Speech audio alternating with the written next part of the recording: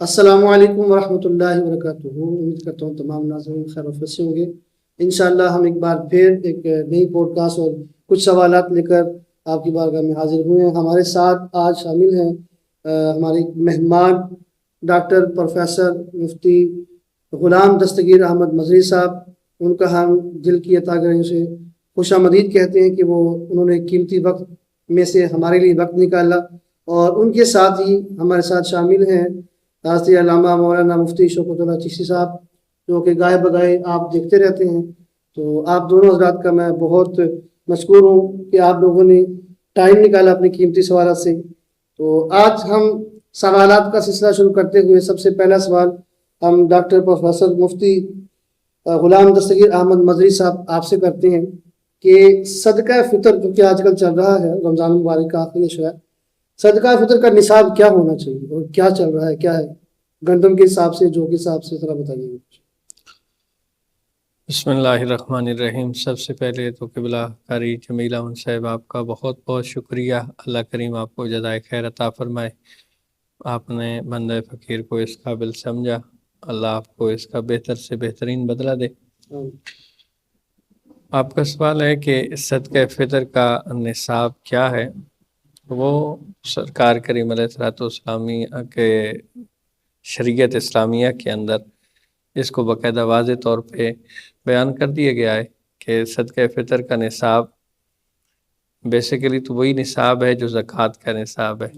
کہ 52.5 تولے چاندی ہو یا 7.5 تولے سونا ہو یا 52.5 تولے چاندی جتنے کسی کے پاس پیسے ہوں، تو پھر اس پہ صدقہ فطر دینا واجب ہوتا ہے.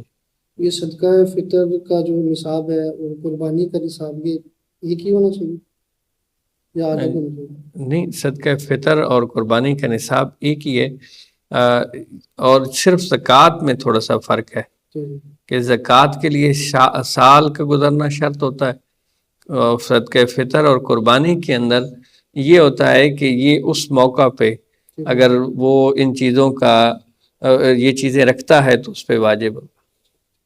مفتی شوکت اللہ صاحب آپ کی طرف فرماتے ہیں کہ جو باہر کے ملک میں رہتے ہیں، پاکستانی ہیں لیکن باہر کے ملک رہتے ہیں، وہ صدقہ فطر کس ملک کے حساب سے دیں گے؟ پاکستان کے حوالے سے جو اس کا کرنسی ہے، یا باہر جس بھی ممالک میں رہتے ہیں اس کرنسی کے حساب سے دیں گے؟ بسم اللہ الرحمن الرحیم.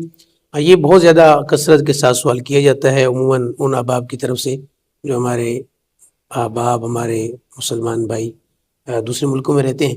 تو اصل میں یہ ہوتا ہے کہ اگر وہ قیمت کے اعتبار سے، یہ ہوتا ہے کہ اکثر جواب کے اندر بھی اتنی وضاحت نہیں ہوتی اس حوالے سے، تو قیمت کے اعتبار سے اگر وہ دے گا تو پھر یہ ہے کہ وہ اس ملک کے حساب سے دے گا نا.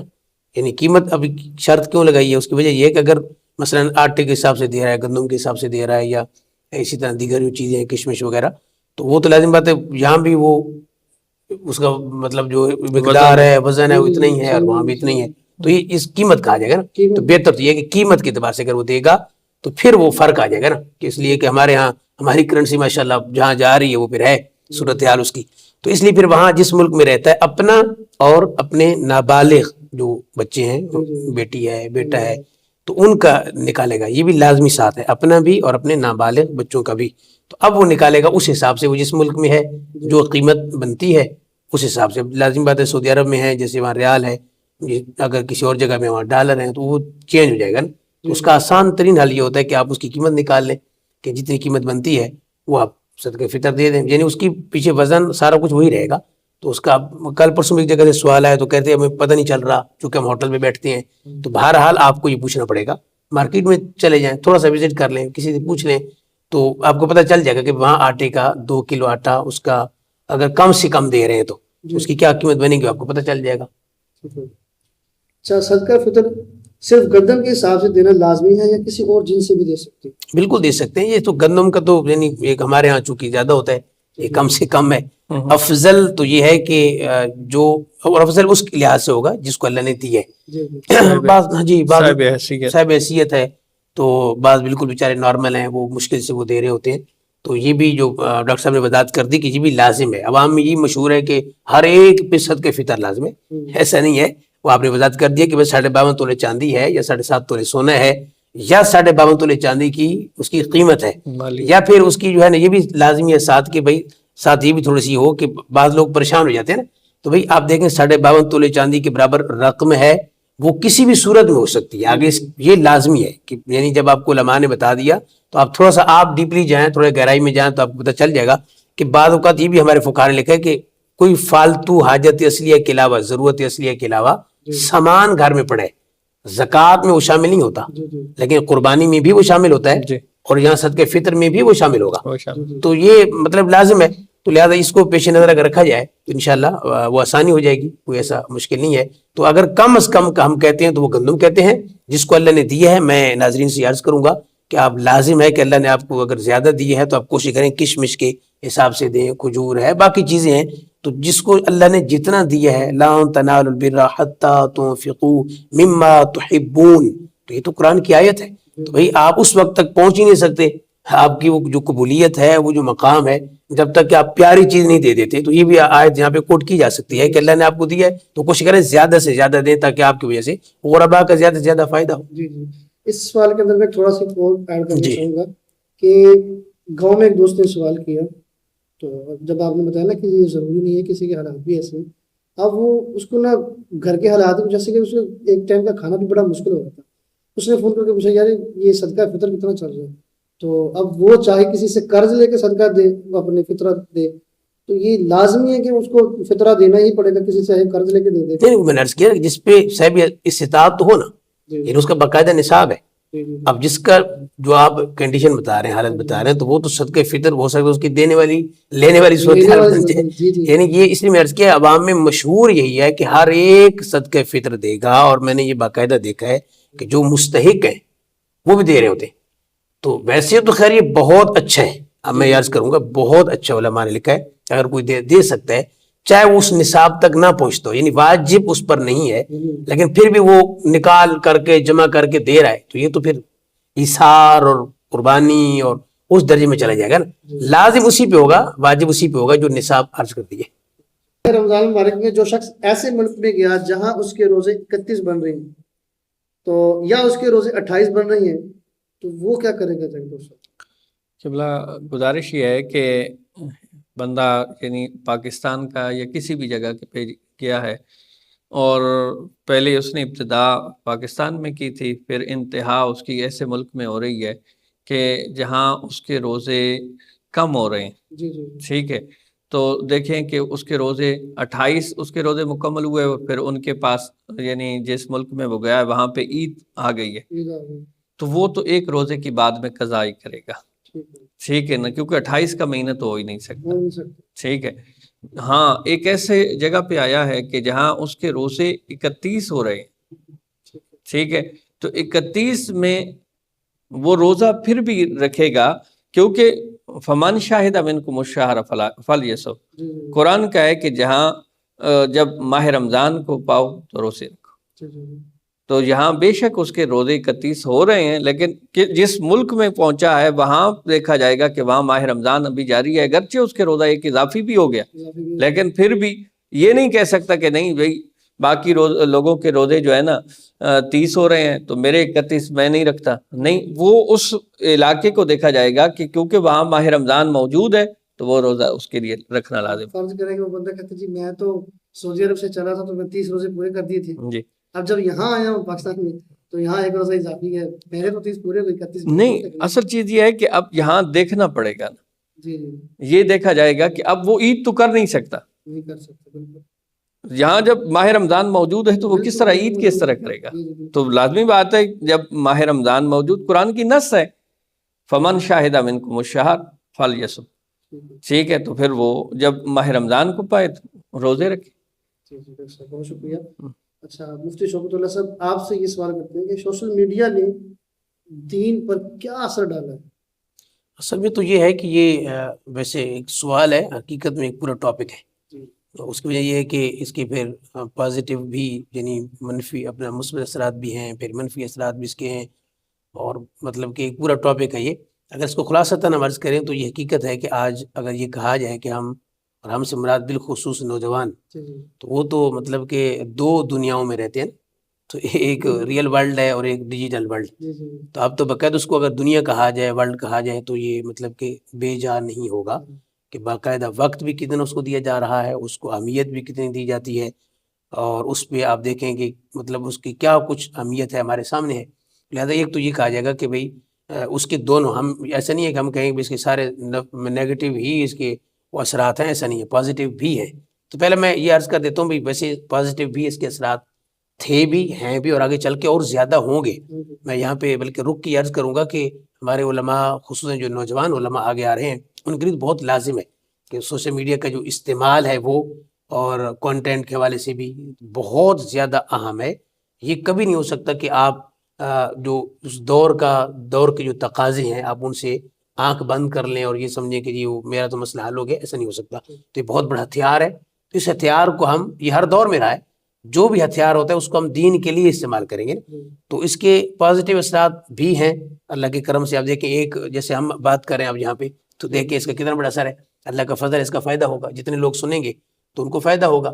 ہو سکتا ہے ہر ایک کی رسائی ہر عالم تک نہیں ہوتی، لیکن کلپ کے ذریعے، سوشل میڈیا کے ذریعے ہر ایک تک آپ کی رسائی ہے. تو ایک منٹ کے اندر دیکھیں ہزاروں سینکڑوں لوگ دیکھ لیتے ہیں، تو اس کا فائدہ ہے. قرآن بھی پھیلایا جا رہا ہے، حدیث ہے، قرآن کی تعلیمات ہیں، اسی طرح مسائل ہیں. تو اس کا فائدہ تو ہے، بہت فائدہ ہے. یعنی صرف فائدہ بھی نہیں، بہت فائدہ ہے. لیکن بات وہ یہ ہے کہ ہمارے یہاں مس یوز بہت زیادہ چیزوں کو کیا جاتا ہے. صرف سوشل میڈیا ہی کیا، ہر چیز کو مس یوز بہت کیا جاتا ہے. تو ہمارے ہاں تو ویسے بھی مشہور ہے کہ ہماری جو عوام ہے وہ زیادہ مطلب کہ اس طرف زیادہ جاتی ہے، اور نیکی کی طرف ویسے بھی آنا ایک امتحان ہے، مشکل ہے، اور برائی کی طرف جانا آسان ہوتا ہے. تو نیگیٹو اگر اثرات کہیں گے تو پھر نیگیٹو اثرات بھی بہت سارے ہیں. اس سوشل میڈیا نے آپ دیکھیں علماء کی تضحیق کے حوالے سے آپ دیکھ لیں، دین اسلام کے حوالے سے آپ کے سامنے بہت دفعہ ایسے کلپس آتے ہیں کہ کوئی نماز پڑھ رہا ہے تو مذاق اڑا رہے ہیں جناب، کوئی قرآن کی تلاوت کرتے ہوئے، کوئی جناب وہ پرینک کر رہے ہیں، تو وہ ٹک ٹاک بنا رہے ہیں. بے شمار اس کے منفی اثرات بھی ہیں. دین پر کیا اثرات ہیں تو آپ دیکھیں گے کہ دین سوشل میڈیا سے ہی سیکھا جا رہا ہے. تو یہ سب سے بڑا اثر تو یہ ہو گیا. تو اس میں عرض کروں گا کہ بھئی آپ پہلے یہ دیکھ لیں کہ آپ سیکھ رہے ہیں، سوشل میڈیا سے لے رہے ہیں آپ، لیکن آگے ہے کون؟ میں نے بارہا یہ عرض کیا کہ جو محمد بن سیری رحمۃ اللہ علیہ تھے، ان کو کسی نے کہا کہ میں نے حدیث سنانی ہے، تو آپ نے فرمایا کہ میں نے نہیں سنی آپ سے. آپ نے اس نے پھر کہا میں نے آپ کو حدیث سنانی، آپ نے نہیں سنی. اور آپ کے مریدین نے کہا جو قریبی تھے کہ جی آپ کو حدیث ہی تو سنانا چاہ رہا تھا. فرمایا کہ حدیث تو سناتا، لیکن کچھ نہ کچھ الفاظ، اس کی کوئی شرح اس کی اپنی طرف سے وہ ایڈ کر دیتا. اب ہو سکتا ہے کہ کوئی اس کی بات میرے ذہن میں بیٹھ جائے، کلک کر جائے، تو اس لیے آپ نے فرمایا میں نہیں سنوں گا. تو بس سوشل میڈیا سے آپ دین سیکھتے ہیں تو پہلے یہ دیکھیں کہ آگے بیان کرنے والا کون ہے اور وہ کس شعبے سے تعلق رکھتے ہیں. تو میں تو یہ عرض کروں گا کہ آج کل اس کا بہت اثر ہے، نیگیٹو بھی اور پازیٹیو بھی. اچھا ڈاکٹر غلام دستگیر صاحب، آپ سے سوال کرتے ہیں کہ دل کی سختی کو کیسے ختم کیا جائے؟ بعض اوقات لوگوں کا بہت سخت ہوتا ہے، اس کے حوالے سے آپ کیا فرمائیں؟ یہ بہت اچھا سوال ہے. اصل میں دل کی جو سختی ہے نا، یہ انسان سے پھر گناہ کرواتی ہے. اور سرکار کریم علیہ الصلوۃ والسلام کی احادیث کے اندر اس کا جو آپ علاج کہیں کہ وہ نبی کریم علیہ الصلوۃ والسلام نے ارشاد فرمایا کہ جب بھی کوئی انسان گناہ کرتا ہے نا تو اس کے دل پہ ایک دھبا لگ جاتا ہے، سیاہ رنگ کا نقطہ، تو وہ بڑھتے بڑھتے پھر پورے دل کو سیاہ کر دیتا ہے. ٹھیک ہے، یہ سیاہ اس معنی میں ہے کہ اس کا دل سخت ہو جاتا ہے، اور جب دل سخت ہو جاتا ہے نا تو وہ دین، عبادت، اسلام، قرآن کی طرف راغب نہیں ہوتا. تو سرکار کریم علیہ الصلوۃ والسلام کی حدیث کے مطابق سرکار کریم علیہ الصلوۃ والسلام نے فرمایا موت کو کثرت کے ساتھ یاد کرو، کہ یہ دل کی اس سیاہی کو ختم کرتی ہے، دل کی سختی کو ختم کرتی ہے. ٹھیک ہے، دوسرا ہے قرآن پاک کو کثرت کے ساتھ پڑھو، کہ یہ جو قرآن پاک کی تلاوت ہے یہ بھی دل کی سختی کو ختم کرتی ہے. اور غالباً یہ بھی بہت سارے شارحین نے بھی لکھا ہے کہ یہ جو قبرستان کے اندر جانا ہے، قبروں کو کی زیارت کرنا ہے، یہ دل کی سختی کو کم کرتی ہے. ٹھیک ہے، دل کی سختی کم ہوگی تو پھر انسان کے اندر خصوصاً دین اسلام کی طرف راغب ہونے کا ایک رستہ نکلے گا. ٹھیک ہے، عبادت کرنے کے لیے دل کرے گا. وہ بڑے اچھے لوگ ہوتے ہیں. آپ نے دیکھا ہوگا کہ بعض مرتبہ وہ کوئی بات سنتے ہیں تو ان کی آنکھوں میں آنسو آ جاتے ہیں. اصل مقصد یہ ہوتا ہے کہ ان کے دل کے اندر نرمی ہے. اور بعض ایسے لوگ ہوتے ہیں، آپ نے دیکھا ہے کہ ان کا قریبی کوئی فوت ہو گیا ہے، کوئی بہت بڑا صدمہ انہیں پہنچ گیا ہے، لیکن دل کی سختی کی وجہ سے ان کی آنکھ میں کوئی آنسو ہی نہیں ہے، کوئی پتہ ہی نہیں ہے کہ یار کیا ہو گیا ہے. تو یہ اللہ کریم ہم سب کو دل کا نرم بنائے، اور یہ اس لیے بنائے کہ اللہ تعالی ہمارے لیے عبادت کا رستہ ہمیں عطا فرمائے اور ہمیں عبادت کرنے کی توفیق عطا فرمائے. مفتی شوکت اللہ صاحب، ایک مسلمان کا درست عقیدہ ہونا یہ ضروری ہے، یہ ضروری ہونا کیوں ہے؟ کیا مسلمان ہونا کافی ہے؟ جی بالکل، بہت لازمی ہے. قرآن مجید کے اندر اتنی آیات بینات اس پر ہیں، اور یہ ہمارے ہاں ہوتا ہے کہ بعض لوگ کہتے ہیں کہ ٹھیک کلمہ پڑھ لیے تو ٹھیک ہے، حالانکہ ایسا نہیں ہے. قرآن مجید کے اندر بہت ساری آیات ہیں. یعنی یہ یوں سمجھ لیں کہ جیسے ایک عمارت ہے، اور عمارت کی اگر بنیاد کمزور ہو تو آپ اوپر جا کے جو مرضی کر لیں اور جتنا مرضی آپ اس کی ٹپ ٹاپ کر دیں، وہ اس کا کوئی فائدہ نہیں ہے، کسی وقت بھی وہ گر سکتی ہے. تو عقیدہ آپ کی بیس، آپ کی بنیاد عقیدہ ہے. اور قرآن مجید میں جتنی بھی آیات ہیں، جیسے ان الذین آمنوا وعملوا الصالحات، الا الذین آمنوا وعملوا الصالحات، جتنی بھی آیات اس طرح کی ہیں وہ پہلے آمنو سے اس کا آغاز ہے، اس کے بعد وعملوا الصالحات. یہ تو یوں ہے کہ جیسے آپ کی اگر بنیاد نہیں ہے تو جیسے میں نے عرض کیا کہ وہ بلڈنگ اوپر سے جتنی مرضی بظاہر پیاری ہو، ایک تو کسی وقت بھی گر سکتی ہے اور وہ کسی وقت بھی اتنا بڑا نقصان ہو سکتا ہے. تو بھائی عامل الصالحات بعد میں ہے، آمنو پہلے ہے. تو حقیقت یہ ہے کہ اگر کوئی یہ سوال کرتا ہے کہ جی ٹھیک ہے میں نے کلمہ پڑھ لیا ہے، اگرچہ بنیاد تو یہ بن گئی آپ کی، لیکن اب اس کے اندر بہت سارے اور عقائد ہیں. ہمارے ہاں جو ایمان مفصل وغیرہ کی پڑھائے جاتے ہیں بچوں کو، تو اس کی وجہ یہ ہوتی ہے کہ بھئی آپ نے ان تمام چیزوں پر ایمان لانا ہے. اگر صرف یہ ہوتا کہ آمنت باللہ تو بات ختم ہو گئی تھی. یہ نہ ہوتا وہ ملائکتہ و کتبہ و رسلہ، یہ پوری آگے تفصیل ہے. تو یہ کیوں ہے؟ اگر صرف آمنت باللہ ہی بات ہے تو اب بہت سارے ایسے بھی مذاہب ہیں، عقائد رکھنے والے لوگ ہیں جو اللہ پر ایمان لاتے ہیں، لیکن قطعاً وہ مومن یا مسلمان نہیں ہے. اہل اسلام سے ان کا دور دور تک تعلق بھی نہیں ہے. تو اس کی واضح مثال تو ایک جملے میں اگر کہا جائے تو وہ یہی ہے کہ آمنت باللہ کہنے والے بہت سارے ہیں لیکن وہ مسلمان نہیں ہے. یعنی عقیدہ اتنا ضروری ہے. اور پھر عقیدے میں چونکہ ہمارے پاس اب اتنا ٹائم نہیں ہے کہ اس پہ وضاحت کریں گے، لیکن عقیدے میں بہت کچھ آ جائے گا نا. اس میں ایمان باللہ ہے، ایمان بالرسالت ہے، ایمان بالقرآن ہے، پھر ایمان بالآخرہ، یہ پوری تفصیل ہے اس کے اندر، وہ ساری چیزیں آ جائیں گی. تو میں عرض کروں گا نوجوانوں سے بھی خاص کر کہ بھئی عقیدہ اس لیے ضروری ہے کہ یہ بنیاد ہے. آگے پھر آپ کے جو اعمال صالح ہیں، آپ کے دیگر اعمال ہیں، وہ ان کی قبولیت کا جو دار و مدار ہے وہ آپ کے اس عقیدے پر ہے.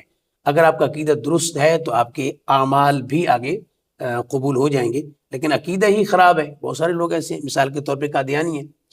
تو اگر اعمال کو لیں گے تو وہ بھی قرآن پڑھتے ہیں، اعمال کو لیں گے وہ بھی نماز پڑھتے ہیں. تو بھائی نماز، روزہ، حج، زکوٰۃ، یہ ساری آگے اعمال ہیں، بنیاد آپ کا عقیدہ ہے. تو اگر عقیدہ درست نہیں ہے اور اگر اس کو آپ بالفرض کوئی مان بھی لیتا ہے تو معاذ اللہ بہت سارے جھوٹے جو مذاہب ہیں ان کو بھی آپ کو ماننا پڑ جائے گا. جیسے مثال کے طور پہ اگرچہ اس میں فرق ہے لیکن بہرحال یہودی اللہ تعالیٰ پر ایمان لاتے ہیں. اب اس ایمان لانے میں اگرچہ فرق ہے لیکن بہرحال لاتے ہیں. عیسائیت میں بہت سارے لوگ ہیں جو لاتے ہیں، اس میں فرق ہوگا کہ اس معنی میں نہیں لاتے لیکن ایمان تو لاتے ہیں. تو لہٰذا اب یہ کہا جائے کہ بھئی چونکہ اللہ پر ایمان لے آئے تو بات ختم ہو گئی، ایسا نہیں ہے. تو عقیدہ آپ کی بنیاد ہے، اعمال آگے آپ کے اس کی شاخیں بھی کہہ سکتے ہیں اور دیگر چیزیں کہہ سکتے ہیں. تو عقیدے کے بغیر اگر کوئی یہ کہے کہ میں کامیاب ہو جاؤں گا یا میری آگے کامیابی ہے، تو قرآن کی آیات اور احادیث نبویہ بالکل اس کے خلاف ہے. بہت ساری آیات بینات ایسی ہیں کہ جہاں آمنو کے بالکل ساتھ وعملوا الصالحات کہا، لیکن پہلے آمنو کا، اور آمنو ایمان، آپ کا تیقن، آپ کا عقیدہ ہے. قبلہ میں ایک چیز قبلہ جی مفتی بالکل. صاحب کے اسی بات پہ تھوڑے سے کمنٹس کر دوں. آج کل نا ہمارے ہاں فرق نہیں رہ گیا، اعمال اور عقیدے کے درمیان جو فرق تھا نا وہ نہیں ہے. ہمارے ہاں ایسے دانشور پیدا ہو گئے کہ جو اپنی طرف سے ایڈ کرتے ہیں کہ جی دیکھیں یہ خشک ملا ہیں، یہ ہے وہ ہے، پتہ نہیں کیا کیا لوگ. آپ اگر آپ میڈیا پہ دیکھیں تو وہ میرے خیال میں صاحبہ فوت ہو گئی ہیں، لیکن ایسے ان کے کلپ چل رہے ہیں جو ٹوٹلی اسلام سے ٹکراتے ہیں. حضرت نے جس طرح فرما دیا ہے کہ قادیانی اب نماز تو وہ پڑھ رہے ہیں، انہوں نے داڑیاں رکھی ہیں، پٹکے باندھے ہوئے ہیں، اذانیں بھی وہ دے رہے ہیں، ہمارے ملک کے اندر اگرچہ ان پہ پابندی ہونے کے باوجود بھی وہ ان کے عبادت خانے بنے ہوئے، ٹھیک ہے۔ اب کوئی کہے کہ اعمال یہی ایمان ہے، یہی اسلام ہے، تو پھر وہ تو کر رہے ہیں اعمال، جس حضرت نے فرما دیا کہ وہ بنیاد ہے عقیدہ، اور عقیدہ نہیں ہے اعمال کوئی بھی کرتا رہے۔ اب جو دانشور ہمارے لوگوں کی خصوصاً نوجوان نسل کے دلوں کے اندر بات ڈالنا چاہتے ہیں وہ یہی ہے کہ جی دیکھیں ان کو چھوڑیں، وہ کتنے اچھے اعمال کر رہے ہیں۔ بھئی اعمال فائدہ تب دیں گے جب وہ عقیدے کے مطابق عقیدہ درست ہوگا، وہ توحید کو مانتے ہوں، رسالت کو مانتے ہوں، یوم آخرت پہ ایمان رکھتے ہوں، کوئی بھی جو ضرورت دین ہے اس کا منکر نہ۔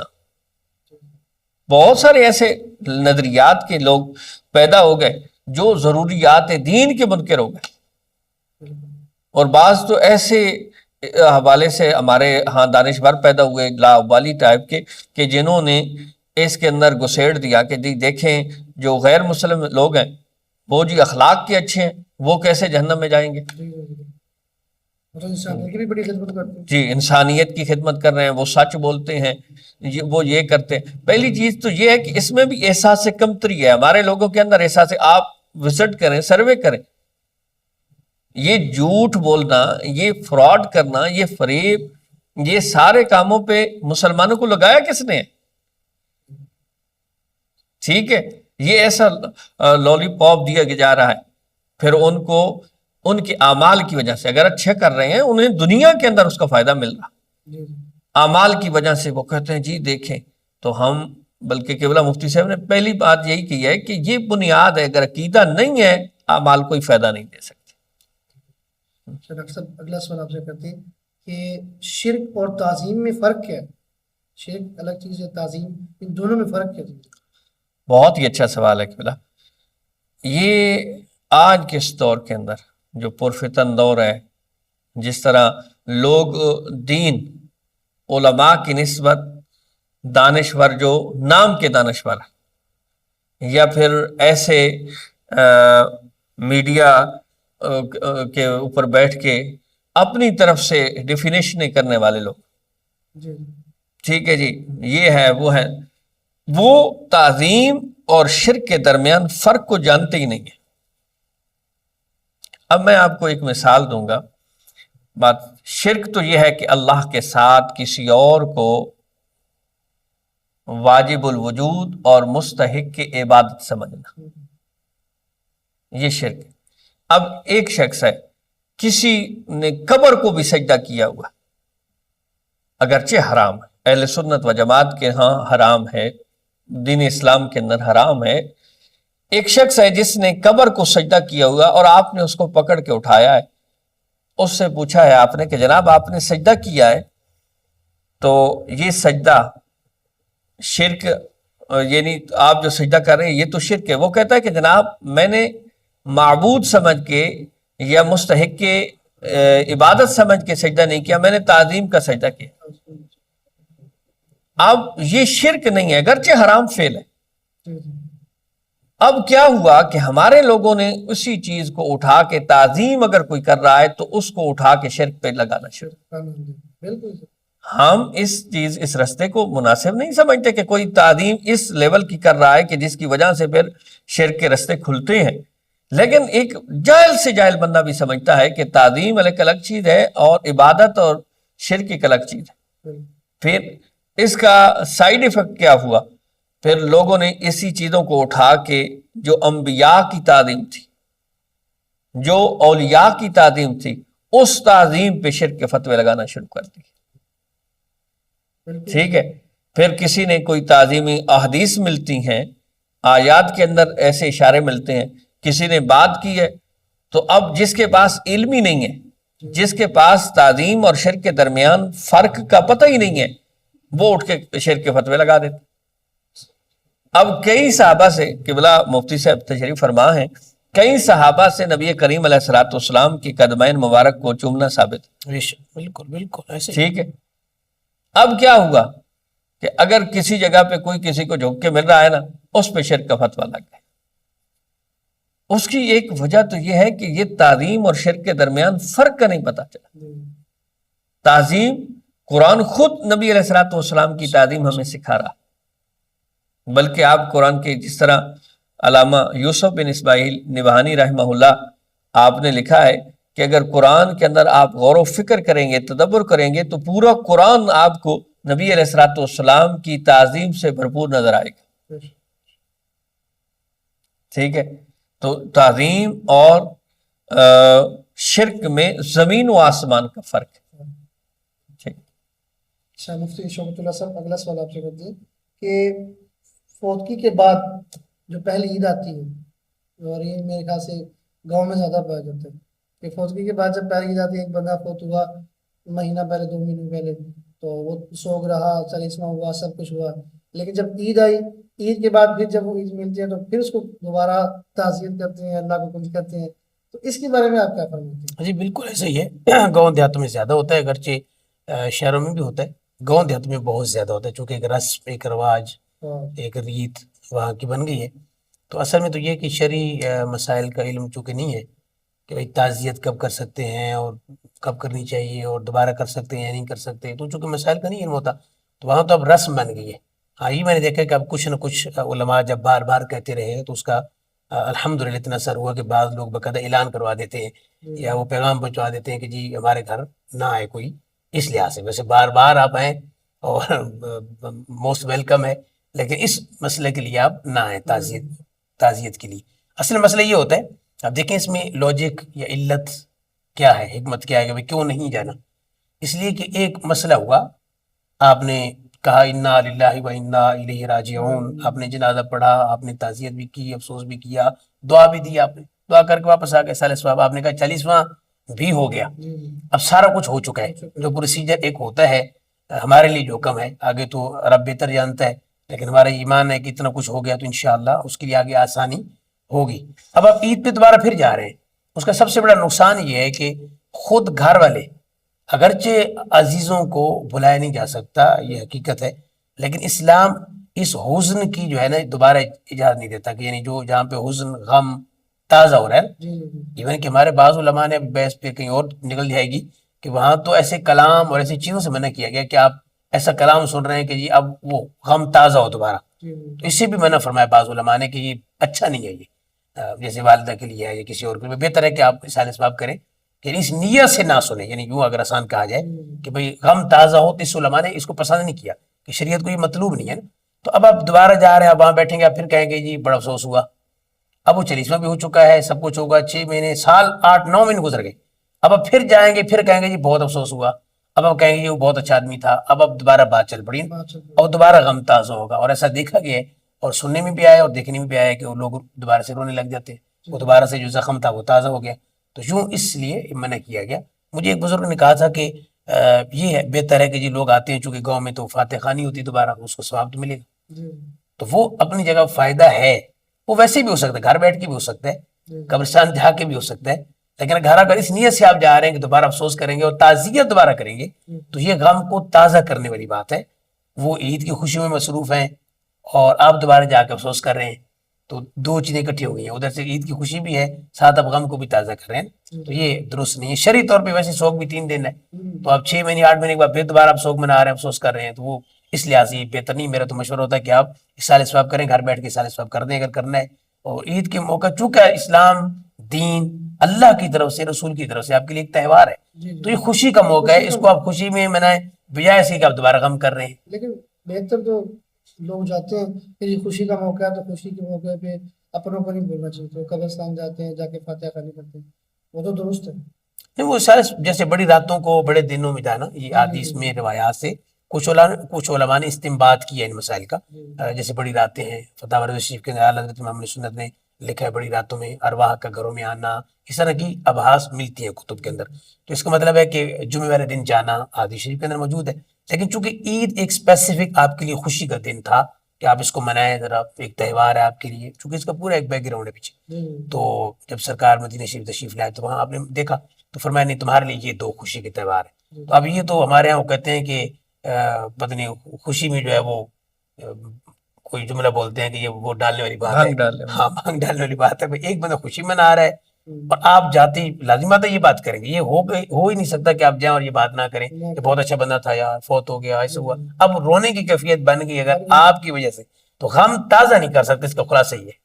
لیکن بلا آپ میں ایک بات میں بتایا نا ابھی، اس میں تھوڑا ساتھ ہی پوچھ رہے ہیں کہ آپ نے کہا کہ جی کوئی ایسے کلام نہیں سننے چاہیے کہ جس کی وجہ سے غم تازہ ہو، لیکن ہم دیکھتے ہیں کہ اگر وہ سال بعد 2 سال بعد برسی میں محفل میں جائے نا تو غیر صاحب تو ماں کی شان میں کلام سناتے ہیں، نہیں یہ اس کی وجہ جیسے ہی کلام آئے گا تو نہیں، اس میں یہ چیز ضروری ہے کہ اس نیت سے آپ کلام سن رہے ہیں، اس نیت سے، ہاں اس نیت سے۔ اور یہ بعض علماء نے کی ہے، بعض علماء چونکہ بہت ڈیپلی جاتے ہیں، انہوں نے یہ لکھا کہ یہ مطلوب نہیں ہے شریعت کو، یا پسند نہیں ہے کہہ لیں کہ آپ دوبارہ سے وہ کلام اس نیت سے سنوا رہے ہیں یا پڑھوا رہے ہیں کہ ہم روئیں، تو یہ اس لحاظ، ہاں والدہ کی شان کے لحاظ سے کوئی سننا چاہ رہا ہے کہ ہم سنیں گے اور والدہ کو ہم دعا دیں گے، اسی یا کے اندر تو کئی اشعار ایسے ہوتے ہیں کہ وہ جب وہ اشعار پڑھے گا اور ترجمے پڑھے گا تو پھر ہی کیفیت بنے گی۔ کیفیت بنے گی۔ بہرحال یہ پسند نہیں کیا گیا کہ آپ اس نیت سے نہ پڑھیں کہ غم میرا تازہ ہو۔ جی ڈاکٹر ڈاکٹر صاحب صاحب فرمائیں۔ بلا میں گزارش کر رہا تھا، مفتی صاحب نے بڑے تفصیلی اور خوبصورت جواب دے دیا۔ میں ایک اور چیز بھی ہے کہ آج کی اس دور کے اندر کہ چل رہا ہے، جی اب جس کی فوتیدگی ہو گئی ہے، پہلے تو وہ جس طرح 15-20 دن مہینہ بیٹھا ہے، لوگ آتے رہے ہیں، تعزیت کرتے رہے ہیں، پھر وہ اپنے کام پہ لگا، جو ہی عید آتی ہے اب لازمی بات ہے اس نے وقت نکال کے بیٹھنا ہے، بالکل بالکل ٹھیک ہے۔ اگر وقت نکال کے نہیں بیٹھتا تو پھر لوگ باتیں کریں گے، ایسے بھئی یار پہلی عید تھی اور یہ گھر بیٹھا ہی نہیں ہے۔ اب گھر کو چلانے کے لیے اس نے محنت مزدوری بھی کرنی ہے، ملازم ہے تو اپنی ملازمت پہ بھی جانا ہے، تو یہ بھی اس کے لیے پریشانی ہے کہ یار میں نہ بیٹھوں تو پھر لوگ باتیں کریں گے۔ بات کریں گے، بالکل ایسے۔ اور دوسری طرف جس طرح مصروفیت کا زمانہ ہے، اب برادری یہ اکثر قبلہ مفتی صاحب بڑے عرصے سے شہر میں رہ رہے ہیں، ہم کیونکہ دیہات سے تعلق ہے اور دیہاتوں میں بھی رہ رہے ہیں، بالکل تو یہ اصل ایسی جگہوں پہ ہوتا ہے جہاں برادری ازم ہے، بالکل ایسے۔ لمبی بڑی بڑی برادریاں رہتی ہیں نا، تو ہم کاسٹ لوگ، پھر جہاں پہ جدی پشتی لوگ رہے ہیں، جی یعنی میں جس علاقے کے ساتھ تعلق رکھتا ہوں، اب میرا بیٹا بھی ہے، تو یہ 8ویں پشت ہے جہاں ہم رہ رہے ہیں، انشاءاللہ۔ تو دیکھیں یہ ایک پرانا تعلق ہے علاقے کے اندر۔ تو اب ایک بندہ گیا ہے، دوسرے مصروفیت کی وجہ سے نہیں جا سکا، اب فوتیدگی والا اس پہ ناراض بیٹھا ہے کہ یار وہ تو آیا تھا اب بھلا نہیں آیا، تو یہ دونوں طرف سے پہلو ہے۔ بالکل پہلے یہ باقاعدہ طور پہ ہم نے کوشش کی ہے، بلکہ سابقہ جمعہ پہ مجھے کسی نے سوال کیا تو میں نے اس کا جواب دیا، ایک ہے کہ اس کو ٹوٹلی ختم کیا جائے، دوسرا ہے اسپیسیفک عید والے دن آپ خود دعا کریں، کوئی نہیں روکتا، جی جی آپ والد والدہ کی قریبی کی قبر پہ جا کے دعا کریں، کوئی نہیں روکتا، لیکن یہ مناسب نہیں ہے کہ پورا شہر یا پوری قوم وہ آ کے آپ کے گھر میں بیٹھی ہوئی ہے، وہ عید کا تہوار ہے، یوم الضیافت ہے، اس دن آپ سے فاتحہ کے لیے کہہ رہا ہے، ٹھیک ہے، یہ طریقہ کار ہی مناسب نہیں ہے۔ خوشی کا دن ہے، اب وہ جو بھی آ رہا ہے اس کو پھر فاتحہ قبلہ کی طرح کہ پھر اس کے غم کو تازہ کیا جا رہا ہے۔ جی آج کے دن وہ کسی اور جگہ پہ جا ہی نہیں سکتا بالکل کہ بھئی پھر یہی مسئلہ بنے گا کہ لوگ کیا کہیں گے کہ یار ہم تو فاتحہ کے لیے گئے تھے۔ بھئی فاتحہ انہی دنوں کے اندر آپ نے تعزیت کی، فاتحہ پڑھا، دعائے مغفرت کی، ہاں آپ کو اچھا تعلق ہے، اچھا لگا ہوا ہے، آپ خود اپنی مسجد کے اندر بیٹھ، بالکل ٹھیک ہے، بلکہ بہتر یہ ہے کہ جو عید کا اجتماع ہو اسی کے اندر سب مرحومین کے لیے دعائے مغفرت کر دیجئے، بس یہی کافی ہے بھائی۔ بالکل بالکل۔ اچھا مفتی صاحب تھوڑی سی ایڈ کر دوں کہ جی۔ اجازت دیں، میرا ایک دوست ہے وہ کافی دفعہ یہ سوال کر چکا ہے کہ اگر کوئی شخص فوت ہو گیا، کوئی رشتہ دار ہے، بھائی ہے، کچھ بھی ہے، بار بار اس کی یاد کے لیے تصویر ڈی پی بھی لگانا یا سٹیٹس لگانا اور پیچھے کوئی ایسا کلام چلا دینا، اس کا تو چلو دل جو ہوگا، لیکن بات لوگوں کے دماغ میں آتی ہے کہ یار 1 سال 2 سال ہو گیا شخص کو گزرے ہوئے، لیکن اس کی یاد میں وہ ڈی پی بھی لگا رہا ہے، پھر وہ سٹیٹس میں بھی لگا رہا ہے، اس کے بارے میں آپ کیا فرمائیں گے؟ اصل میں تو وہی بات ہے، میں نے عرض کیا نا کہ مسئلہ اس طرح تو نہیں ہے، لیکن یہ حقیقت بات ہے کہ اب نیت بھی اس کی پتہ نہیں کیا ہے نا، یعنی ایک بندے نے والدہ کی یا کسی کی لگا دی نام سے یا والد کی لگا دی مثلا، جی جی وہ سالوں چل رہی ہے، وہ تو کوئی ایشو نہیں ہے، اب آپ نے لگا دی، وہ پہلے کی چل رہی ایک چیز ہے نا. اب اس کو کیا کہیں گے؟ والد سے اس کو محبت ہے، وہ چاہتا ہوگا کہ میرے سامنے آئے یا اوپن موبائل کروں. کئی نیتیں ہو سکتی ہیں نا، اللہ بہتر جانتا ہے کہ اس کی نیت ڈپینڈ تو نیت پہ کرتا ہے. لیکن یہ حقیقت ہے جو میں نے عرض کیا، اس پہ بحث اگرچہ ڈاکٹر صاحب بھی تشریف فرمایا بہت کم ہوئی ہوگی بات، اس میں اتنی زیادہ ہوئی نہیں ابھی تک، لیکن ہونی چاہیے.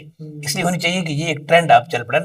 اس نیت سے اگر آپ سن رہے ہیں کہ میرا غم تازہ ہو اور پھر آپ رو رہے ہیں، یا کسی نعت خان کی نیت ہی یہ ہے کہ میں کلام پڑھوں گا سارا مجمع روئے گا، تو اب یہ تو قطعاً شریعت کو مطلوب نہیں ہے، کیونکہ اس کے برخلاف بہت ساری آیات احادیث وہ اور موجود ہیں کہ جس سے یہ ہے کہ ایسا کام کرو کہ وہ غم ختم ہو.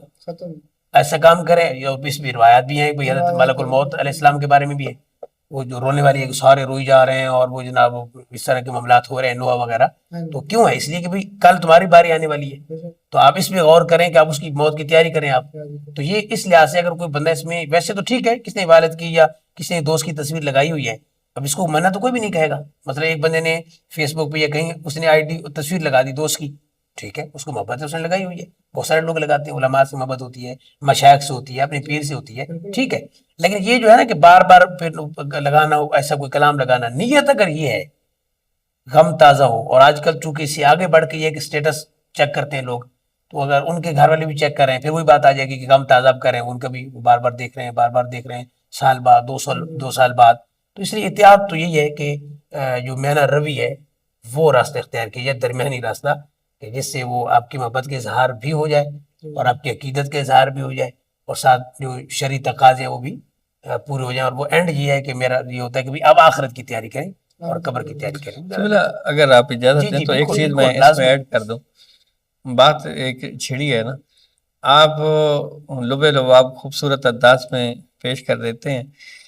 اچھا ایک چیز یہ ہے کہ بعض مرتبہ نیتوں سے واقف اللہ کی ذات ہے، لیکن بعض مرتبہ ہمیں ایسے کام کرنے پڑتے ہیں کہ لوگوں کو بھی دکھانا پڑتا ہے کہ مجھے اس سے محبت تھی یا تعلق تھا. اب میں آپ کو ایک مثال دیتا ہوں. دیہاتوں کے اندر آج بھی ہے کہ کوئی قریبی فوت ہوا ہے تو وہاں آواز کے ساتھ رونا، ٹھیک ہے، تو اس کو اچھا لوگ سمجھتے ہیں کہ بڑا اس کا تعلق تھا، بڑی محبت تھی، ٹھیک ہے نا جی. اگر بالفرض وہ آواز سے رو رہا ہے، نہیں رو رہا یا نہیں رو رہی، تو بعد میں اس کو تانے دیے جاتے ہیں، ٹھیک ہے، کہ بھائی اسے تو اس کے ساتھ کوئی محبت بھی نہیں تھی. تو بعض چیزیں لوگوں کے دکھلاوے کے لیے کرنی پڑتی ہیں. یہ ہوتا ہے کہ جناب ہمیں اس سے تعلق تھا، ہماری محبت تھی، لوگ دیکھیں. میں نے پہلے گزارش کر دی ہے کہ نیت سے واقف اللہ کی ذات ہے، لیکن حالات آج کے اس دور کے اندر، یہ جو سوشل میڈیا کا دور ہے، اسٹیٹس کا دور ہے، یہ ویڈیوز وغیرہ کا دور ہے، تو اس میں زیادہ تر جو ہے نا یہ چیزیں دیکھی جاتی ہیں کہ اس سے اپنے تعلق کو ظاہر کیا جاتا ہے پچھلوں کے لیے، ٹھیک ہے، کہ میرا جی اس سے اتنا تعلق تھا، ٹھیک ہے. اور اگر کوئی، ہم نے کئی لوگوں کو یہ تانے دیتے ہوئے دیکھا ہے کہ کہتے ہیں جی میرا بھائی فوت ہوا اور اسے کوئی اس کا درد ہی نہیں ہے کہ وہ رویا نہیں ہے. بھئی درد دل کی ایک کیفیت کا نام ہے، ٹھیک ہے. بعض بندوں کو رونا نہیں آتا، یا بعض صرف آنسو بہا رہے ہوتے ہیں، وہ اس طرح آواز کے ساتھ نہیں رو سکتے، تو کیا ان کے دل کے اندر درد بھی نہیں ہے؟ ہم درد کو تعبیر ان چیزوں سے کرتے ہیں، یہ تعبیر کی ہماری غلطی ہے. اب ایک شخص ہے جس کے تقریباً 6-7 بھائی، اب سب سے بڑا وہی ہے. اب اس کو لگا کہ یار اگر میں نے دل مضبوط نہیں کیا نا، میں نہیں اگر کر لیا تو ٹھیک ہے، میں رو پڑا، ہو سکتا ہے چھوٹے نہ سمجھیں، تو کہنے والا یہ بھی کہنے گا جو یار کہنے والے یہی مسئلہ ہے کہ بعض چیزیں لوگوں کے دکھلاوے کے لیے، کہ لوگ یہ نہ کہیں کہ یار اسے غم نہیں ہے، تو ہم کیونکہ غم کو تعبیر ان چیزوں سے کرتے ہیں. بات وہی آ گئی، لوگ کیا ڈاکٹر صاحب کی بات ہے. آخری جلدی سے میں عرض کر دیتا ہوں، ایک صوفیاء کا بڑا انداز ہوتا ہے اور کیا کمال ہوتا ہے. انہوں نے کہا جی اعمال اپنے کرنا، اچھے اپنے اعمال اور محنت عبادت، یہ وہ جنازے پہ نہ رہنا. انہوں نے کہا جی جنازہ تو حدیث میں ہے، کتنا ثواب ہوتا ہے. کیا اور خوبصورت بات کی. انہوں نے کہا اللہ کے بندوں جو جنازہ پڑھنے آئے ہوئے ہیں نا، وہ میرے لیے تھوڑے آئے ہوئے ہیں کہ میری مغفرت کے لیے آئے ہوئے ہیں. کہتے اگر انہیں اتنا ہی ہوتا تو مسجد میں نماز نہ پڑھنے جاتے جو فرض عین ہے. انہوں نے کہا وہ تو منہ دکھانے آئے ہیں, وہ اس لیے تھوڑی آئے کہ اللہ کی رضا کے لیے آئے. ہاں, اور کہا وہ اس لیے اگر کہتے اتنی ہوتے تو مسجد میں نہ جاتے. کہتے وہ اللہ کے لیے نہیں جا رہے تو میرے سے بڑے محبت کرے میرے لیے آ رہے ہیں. ہاں جی, سفیان کہ اللہ کے لیے نہیں جا رہے. قبلہ اس سے اگلی بات یہ بھی ہے کہ آج کل ایک نیا ٹرینڈ بھی ہے کہ جنازے کے بعد ورثاء کو ملنا بھی لازم ہو گیا. جی, حالانکہ شرن وہ ہے, شرن وہ ہے, لیکن وہ اب اور چیز ہے, وہ اور چیز ہے. ہم نے جو بنائے ہوئے وہ اور ہے. وہ پھر نیت کی بات ہے. یہاں پہ ہوتی ہے کہ یہ بتایا جائے کہ میں آیا تھا. بالکل بالکل بالکل ایسا ہی. وہ ہمارے علاقے میں ایک بندہ تھا نا, تو وہ جب بھی جنازے پہ جاتا نا تو پھر اونچی آواز میں کہتا کہ بھائی صفیں سیدھی کر لو. تو کسی بندے نے کہا بھائی ہر جنازے پہ, اس نے کہا یہ بھی بتانا ہوتا ہے کہ میں آیا ہوا ہوں. ٹھیک ہے نا. اللہ, تو یہ چیزیں ہیں. نیت سے واقف تو اللہ کی ذات ہے, لیکن حقیقت یہ ہے کہ اسلام کے اندر انما الاعمال بالنیات, کہ اعمال سارے اعمال کا دار و مدار یہ نیت پہ. ٹھیک ہے جی مفتی صاحب, اور مفتی شکر اللہ صاحب آپ کا بھی بہت شکریہ, آپ نے وقت دیا, اور اسپیشلی آپ اور ہم دونوں مل کے شکریہ ادا کرتے ہیں ڈاکٹر صاحب کا. جی بالکل بالکل, آپ نے قیمتی وقت میں سے ہمیں وقت دیا, آپ یہاں تشریف لائے, آپ کا بہت بہت شکریہ. تو انشاءاللہ ناظرین ہم اگلی پوڈ کاسٹ میں ملیں گے, تب تک ہمیں اجازت دیجیے. السلام علیکم ورحمۃ اللہ وبرکاتہ.